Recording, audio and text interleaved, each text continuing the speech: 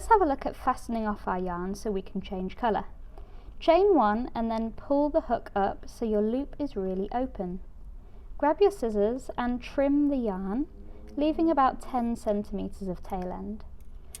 Pull your hook again so it comes out the other side and forms a knot. Next, grab your yarn needle and we're going to weave in our ends. Pop your yarn through the eye of the needle. The eyes in these needles are quite large, but it still can be quite fiddly. Just take your time and get the yarn into the needle.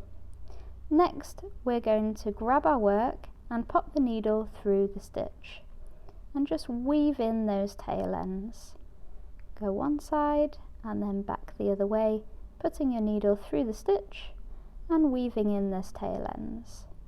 And then again, just weaving in the tail ends. I would do around 3 or 5 stitches and then trim the yarn and then tuck it into your work.